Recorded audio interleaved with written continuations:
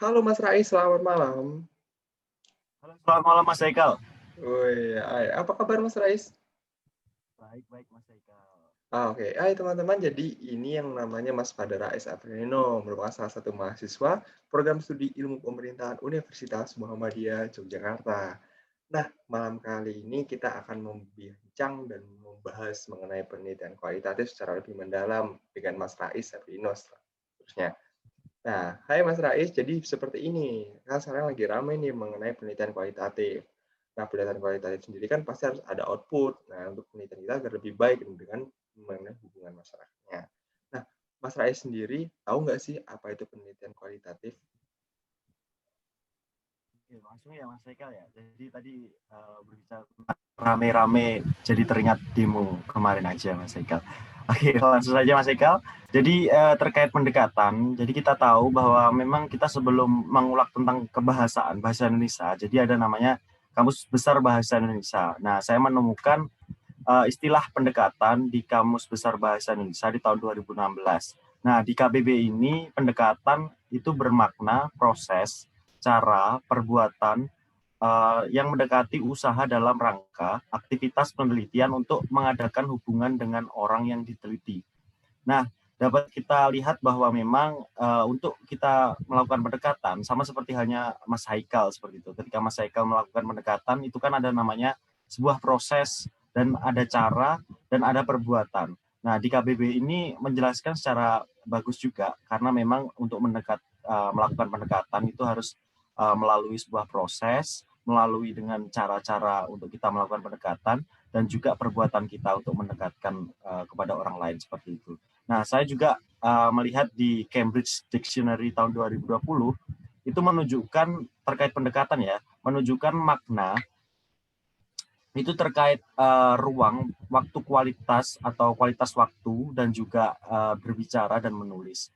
Nah, di sini dapat diartikan bahwa memang di Cambridge Dictionary tahun 2020 ini bahwa memang untuk melakukan pendekatan itu ada ruang-ruang, ada juga kualitas waktu. Jadi waktu kita untuk melakukan pendekatan yang bagus itu waktu kapan yaitu dan ruang yang tepat itu di mana dan juga berbicara. Tentu komunikasi interaksi antar orang itu kan berdampak kepada suatu pendekatan seperti itu. Dan juga menulis. Menulis itu juga salah satu cara untuk melakukan pendekatan. Nah, dapat difahami bahwa pendekatan kualitatif sebagai kerangka konseptual yang dijadikan acuan dalam penelitian kualitatif tentang bagaimana cara penelitian atau cara peneliti melakukan interaksi kepada pihak lain sebagai mitra peneliti seperti narasumber atau responden yang menjadi objek penelitian. Seperti itu, Mas Haikal. Oke, mengenai penelitian kualitatif, jadi saya sudah sedikit memahami ya, penelitian kualitatif seperti apa. Melalui pemahaman dan definisi tentang penelitian kualitatif tadi, pasti dong ada fungsinya. Nah, Mas Rais tahu nggak tuh tentang fungsinya penelitian kualitatif itu apa? Ini menarik juga terkait fungsi. Fungsi itu kan sama halnya seperti diri kita. Tanpa adanya mata, tanpa adanya hidung, mulut, tangan, kaki, dan lain sebagainya yang ada di organ tubuh kita, fungsi itu tidak akan berjalan dengan baik. Sama halnya seperti di penelitian kualitatif ini. Ketika kita tidak melakukan atau tahu fungsi dari pendekatan kualitatif ini sendiri, tentu juga tidak akan berjalan dengan bagus atau baik seperti itu. Nah, untuk fungsi penelitian kualitatif ini untuk menentukan teknik mana yang akan digunakan oleh peneliti untuk menentukan teknik pengumpulan data maupun teknik analisis data dengan menentukan pendekatan mana yang diambil. Hal tersebut dapat menentukan akurasi dan validitas yang diperoleh. Nah, dari kata-kata ini kita tahu bahwa memang akurasi dan validitas itu hal yang berbeda. Data yang akurat atau akurasinya tinggi itu belum tentu valid. Tapi kalau data yang valid atau validitas atau valid itu tentu akan akurat juga. Jadi data yang valid itu pasti akan akurat seperti itu Mas Haikal. Terima kasih. Mengenai fungsinya, jadi saya sudah mencoba juga memahami tadi mengenai pendekatan kualitatif itu seperti apa.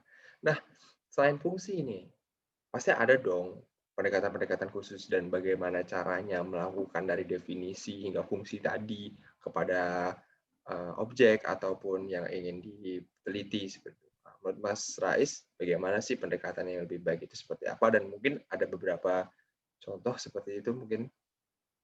Baik, terima kasih. Jadi pendekatan ini sesuai dengan buku yang menjadi landasan kita, kayak gitu di landasan buku yang diterbitkan oleh dosen tercinta kita, Mas Age dan Pak Ridho. Di situ ada 5 pendekatan. Jadi pendekatan yang pertama itu ada pendekatan naratif, yang berarti pendekatan naratif ini adalah studi yang berfokus kepada narasi, cerita atau deskripsi tentang serangkaian peristiwa terkait dengan pengalaman manusia.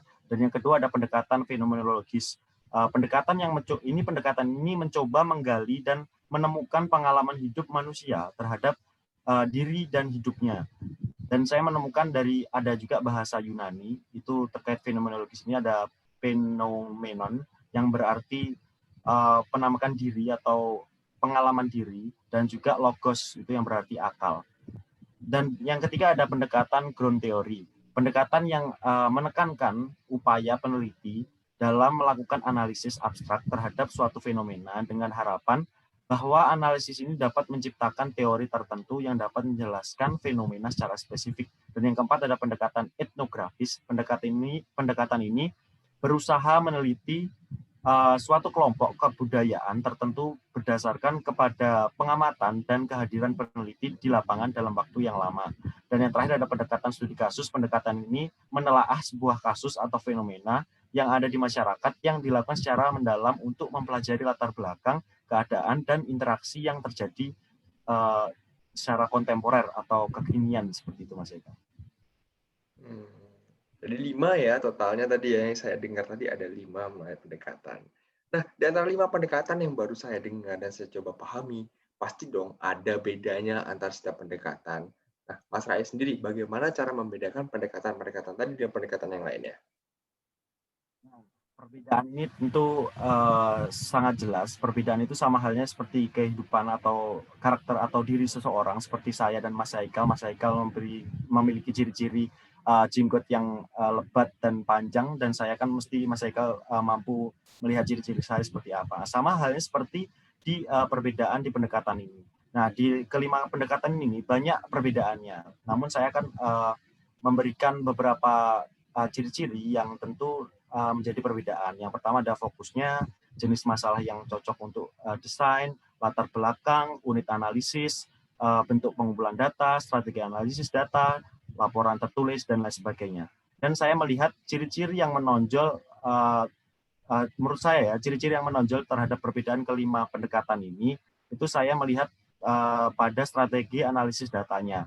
Nah, di naratif, pendekatan naratif itu menganalisis data untuk menceritakan kembali dan mengembangkan tema secara kronologis. Dan di pendekatan fenomenologi, menganalisis data untuk statement penting, deskripsi, teks yang bermakna, dan deskripsi esensi.